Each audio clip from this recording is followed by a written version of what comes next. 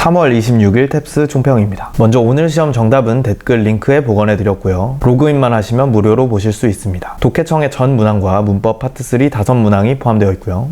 우선 오늘 시험은 정말 오랜만에 아주 다행히도 무난한 편이었습니다. 오랜만에 난이도가 정상화되었다라고 볼 수 있겠고요. 출제 패턴도 변칙적이지 않아서 출제 예측 때 짚어드린 패턴에서 크게 벗어나지 않았습니다. 청해부터 보면 전체적으로 중 정도 난이도였는데 대부분의 문제들은 중하 수준이었지만 일부 낚시성 문제들 때문에 종합했을 때 중 정도라고 볼 수 있겠고요. 파트 1, 2부터 보자면 이전 시험들에 비해서 고난도 수거가 적은 편이었습니다. 그나마 어려웠던 게 17번의 Far-Fetched, 그 영화의 스토리가 좀 말이 안 된다라는 것과 19번 Second to None, 호텔의 서비스가 둘째가라면 서럽다, 요 정도가 있겠고요. 파트 3도 무난한 편이었지만 좀 특징적이었던 건 대화문이지만 문장들이 되게 길었습니다. 그래서 대화문 치고 내용이 좀 많은 편이었고요. 이번에 고난도 정치 문항은 23번, 대통령이 공약을 못 지킨 건 국회에서 방해했기 때문이다 라는 문제 출제가 되었고요. 복싱 문제가 또 나왔죠. 29번에 출제되었습니다. 파트 4, 5도 이전 회차들에 비해서는 훨씬 수월했는데요. 이번에 식당 서비스 메뉴 문제가 2개나 출제되었는데 33번 그 고객센터 전화의 안내 번호 문제랑 첫 번째 긴 지문 그 도시락 파티팩 광고 지문에 출제되었습니다.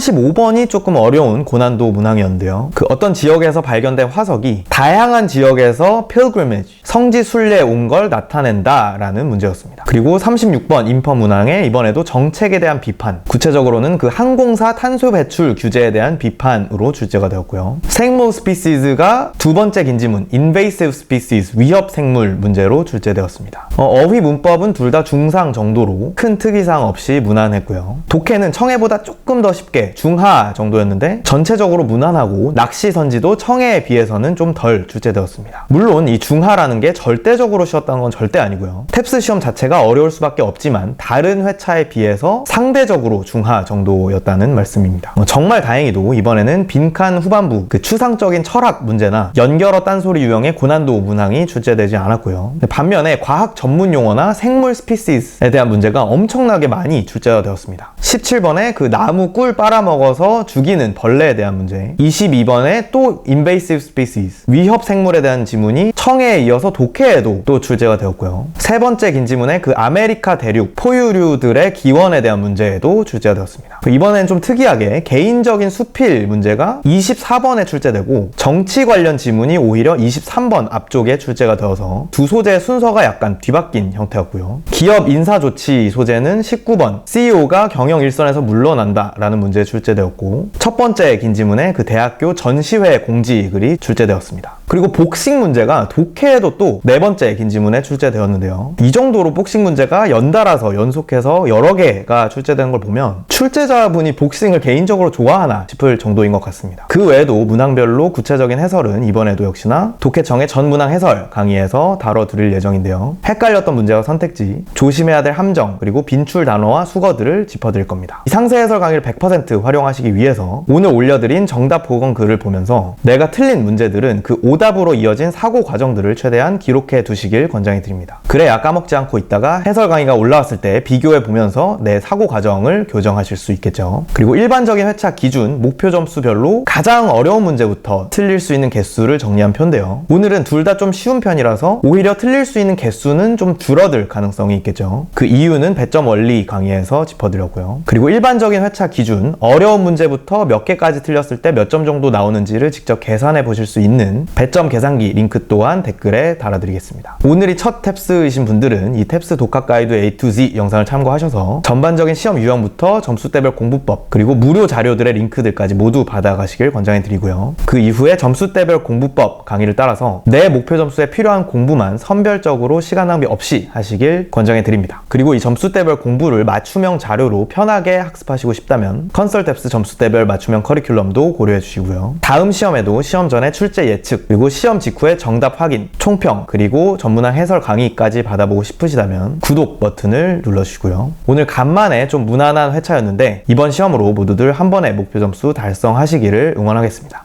감사합니다.